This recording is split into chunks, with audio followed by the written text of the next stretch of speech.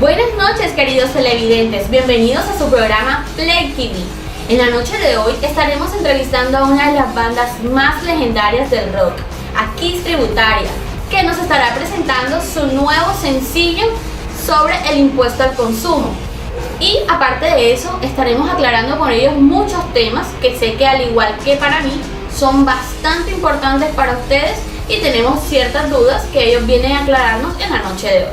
Con ustedes, Kiss. Bueno chicos, ¿qué los trae por nuestro país? ¿Qué fue lo que los animó a hacer esta gira tan peculiar en Colombia? Hola Camila, yo soy Kill Stanley y bueno, básicamente quisimos realizar este tour tributario porque consideramos que el tema del impuesto al consumo o impoconsumo es muy importante para el desarrollo de este país. Así es, Cami. Mi nombre es Ever Friendly, yo soy el guitarrista y en este caso, como somos figura pública, quisimos aportar nuestro granito de arena con nuestra música, dando a conocer este tema que es tan importante. Qué bien, me parece espectacular esta iniciativa, porque les confieso, yo soy bastante ignorante en este tema. Yo tengo entendido que el hipoconsumo es el impuesto que pagamos en los restaurantes, pero me parece genial que nos explicaran un poco más acerca de este tema. Sí, claro, Cami. Yo soy John Vincent y pues te cuento que este impuesto fue una estrategia que implementó el gobierno en el año 2012 y pues entró en vigencia en el 2013 bajo la ley 1607, que tiene como fin realizar mayor formalización de este tipo de empresas como bares y restaurantes, evitar pues el tema de elevación de los impuestos y que haya pues una libre competencia tributaria en todo este ámbito comercial de los bares, restaurantes y discotecas. Muchas gracias, John, por tu explicación, pero la verdad me surge ahora otra duda. ¿Qué clase de negocios son los que se encuentran obligados a pagar este impuesto? Bueno, Camila, el impuesto al consumo tiene como hecho generador la prestación o la venta al consumidor final o la importación por parte del consumidor final de los siguientes servicios y bienes. Primero, la prestación de los servicios de telefonía móvil, internet y navegación móvil y servicio de datos según lo dispuesto en el artículo 512-2 del Estatuto. 2. Las ventas de algunos bienes corporales muebles de producción doméstica o importados según lo dispuesto en el artículo 512-3, raya 4 y raya 5 del Estatuto Tributario. No se aplicará a la venta de los bienes mencionados en los artículos 512-3 y 512-4. Si son activos fijos para el vendedor, salvo que se trate de los automóviles y demás activos fijos que se vendan a nombre y por cuenta de terceros y para los aerolíneos. 3. El servicio de expendio de comidas y bebidas preparadas en restaurantes, cafeterías, heladerías, autoservicios, fruterías, panaderías y pastelerías para consumo en el lugar para ser llevadas por el comprador o entregas a domicilio. Los servicios de alimentación bajo contrato y servicios de expendio de comidas y bebidas alcohólicas para consumos dentro de bares, tabernas y discotecas, según lo dispuesto en los artículos 512-8, 512-9 hasta el raya 13 del Estatuto Tributario. Y ese para que involucre o no actividades bajo franquicia, concesión, regalía, autorización o cualquier otro sistema que implique la explotación de intangibles. Bueno, pero la verdad es que ahora me surge otra duda. ¿En qué momento nosotros como consumidores vemos reflejados este cobro? Bueno, este impuesto se causa al final de la prestación del servicio. También lo puedes ver en la expedición de la cuenta de cobro, el tiquete de registradora, la factura o el documento equivalente expedido por el responsable al consumidor final. ¿Quién es el responsable? Es el prestador del servicio de telefonía móvil, el expendedor de bebidas y comidas, el vendedor de bienes de consumo y en la venta de los vehículos es la persona que se encarga de la intermediación profesional entre las partes. Buenos queridos televidentes, llegó la hora de un corte de comerciales, pero no se muevan porque al regresar seguimos con mucha más información con Kiss Tributario.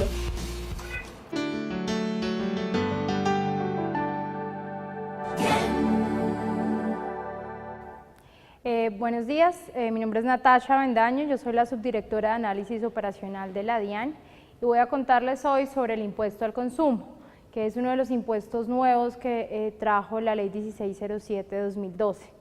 El impuesto al consumo lo que buscaba era modificar o sustituir más bien el recaudo del IVA que se bajó de las tarifas superiores al 16%, que se bajaron al 16% la tarifa general, y entonces lo que generamos fue un impuesto adicional que va complementario al IVA en la mayoría de las ocasiones.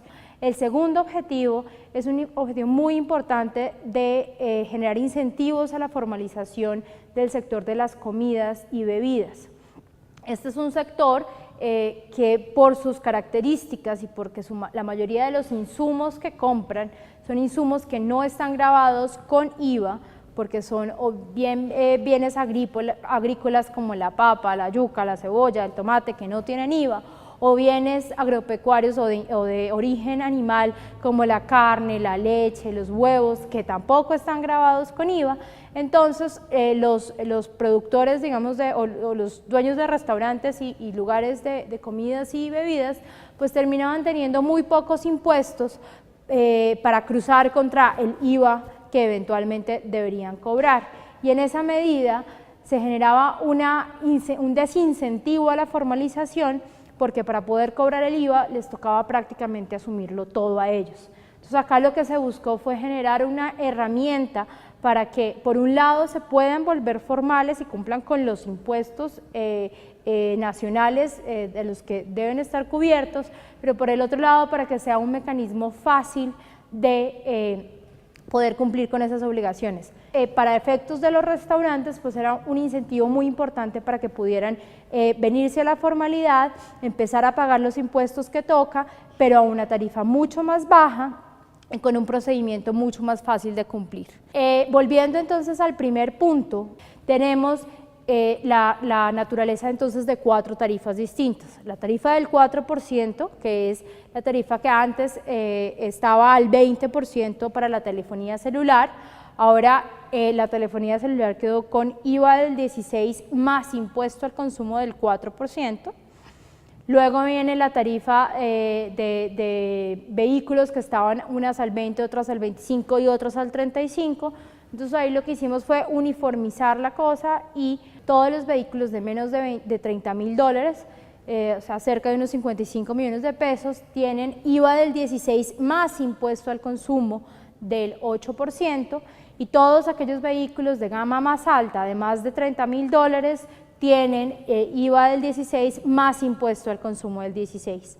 Como les mencionaba, son 2 impuestos distintos, ambos se calculan sobre la misma base, pero el impuesto al consumo no tiene derecho a que se descuente nada contra él. Es el valor del impuesto sobre el valor total del bien y se acabó la liquidación de ese impuesto. De otro lado, el impuesto al consumo para efectos de los vehículos tiene unas exenciones, como es el caso de los vehículos de transporte público, las ambulancias y pues vehículos de usos especiales que antes estaban grabados a la tarifa del 16% y que ahora siguen grabados solamente a la tarifa del 16%. También hay unos tratamientos especiales para vehículos de tecnologías limpias, como los híbridos o los eléctricos. Esos quedaron, los carros eléctricos de servicio público, quedaron solamente con un IVA, y muy importante, un IVA del 5%, ni siquiera el general, y no tienen impuesto al consumo. Entonces, las 4 tarifas aplicables que son complementarias a la del IVA son la del 4, la del 8 y la del 16. La tarifa del 8% para restaurantes no es complementaria del IVA, o sea, a uno en ningún restaurante le pueden cobrar IVA e impuesto al consumo, le cobran uno o el otro, porque quedó en la norma que los restaurantes que funcionan bajo el esquema de franquicia siguen cobrando el IVA del 16%. Otra cosa muy importante de este impuesto es que la declaración es bimestral, o sea, todos los responsables del impuesto al consumo presentan su declaración y su pago bimestralmente. Aquí hay un régimen especial, que es todos aquellos con ingresos, que tuvieron ingresos brutos hasta 4.000 VTs, o sea, cerca de unos 97 millones de pesos al año pasado, quedan por debajo de ese régimen. No tienen la obligación de cobrar, o sea, no pueden cobrar el impuesto al consumo porque pues no son responsables de venir a dárselo, a declararlo y pagarlo en la DIAN. Tienen la obligación de presentar anualmente una declaración informativa de ingresos. la cual por este primer año del impuesto al consumo tendrán que presentar en enero y en la cual simplemente darán información como de los ingresos, de los gastos y de la operación normal del negocio ante la DIAN. El impuesto se causa en los diferentes momentos en los que la venta se efectúa al consumidor final. En el caso de los vehículos, cuando uno en el concesionario adquiere el vehículo como consumidor final. En el caso de los vehículos importados, esto es muy importante, el impuesto solamente se causa cuando el importador es el consumidor directo. Si el importador no es el consumidor directo, sino un concesionario, pues el concesionario a la entrada solo paga el 16 y cuando se lo vende a uno en el concesionario es que le cobra el 16 más el impuesto al consumo. Entonces ahí hubo como un traslado del momento en el que se causa ese adicional del impuesto. Creo que esto era todo lo que tenía para contarles acerca del impuesto al consumo.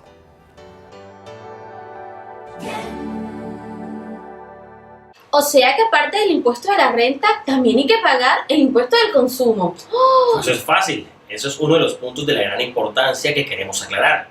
Nada más y nada menos que el impuesto de consumo constituye al comprador un costo deducible del impuesto sobre la renta como mayor valor, además de eso del bien o servicio adquirido.